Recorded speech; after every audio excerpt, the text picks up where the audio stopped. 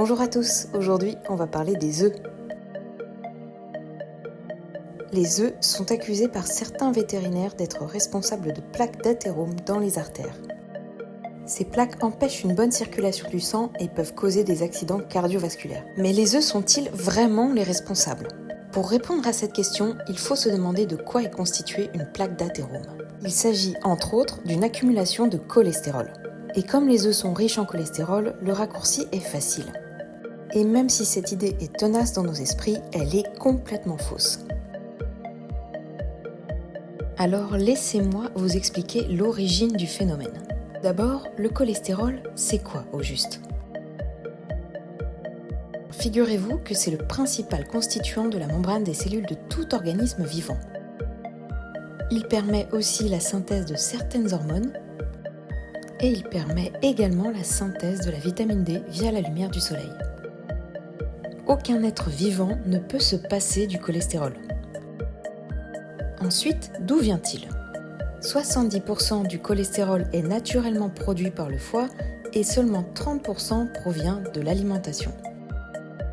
Tous les produits animaux en contiennent, que ce soit la viande, le gras animal, le beurre, le poisson, les œufs et même les insectes. Et ce ne sont pas ces 30% de cholestérol d'origine alimentaire qui vont être responsables des plaques d'athérome. Laissez-moi vous expliquer. Quand on parle de cholestérol, on distingue le HDL et le LDL. En réalité, il s'agit de la même chose, mais c'est le transport qui est différent. Le HDL circule des cellules vers le foie et est évacué dans la bile. C'est pourquoi on l'appelle le bon cholestérol.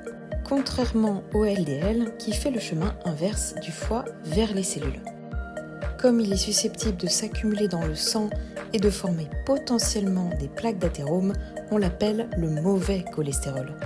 Mais ce qu'il est important de comprendre, c'est que ce cholestérol ne va provoquer les plaques d'athérome qu'à une condition, que l'organisme souffre d'inflammation chronique.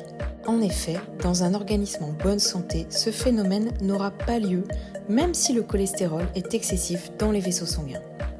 Les expressions bon et mauvais cholestérol sont donc complètement abusives. Le cholestérol va tapisser les artères seulement si elles sont abîmées par l'inflammation. Il s'agit alors d'une réponse logique de défense de l'organisme. La vraie question, c'est qu'est-ce qui provoque l'inflammation ? La réponse est simple, une trop grande production d'insuline liée à une trop forte consommation d'aliments riches en sucre, les fruits, céréales, légumineuses et aliments transformés. L'inflammation peut également être causée par des aliments riches en mauvaises graisses, ce qui est le cas du tournesol et des cacahuètes par exemple.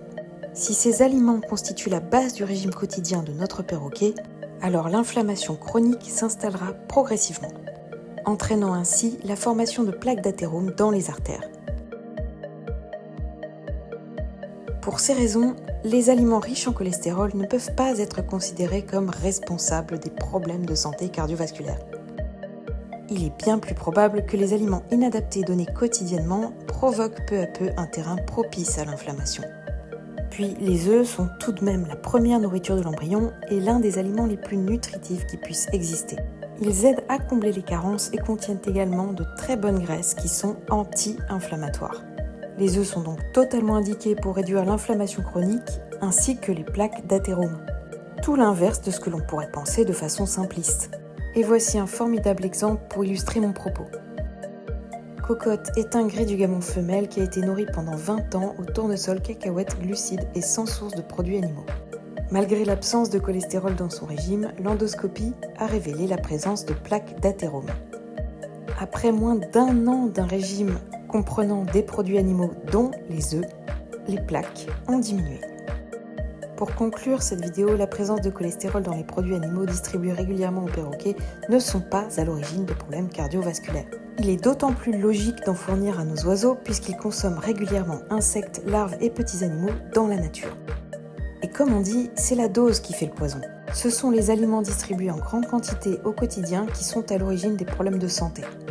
On rencontrera inévitablement des problèmes si on donne à la plupart des espèces une alimentation riche en sucre et en mauvaise graisse.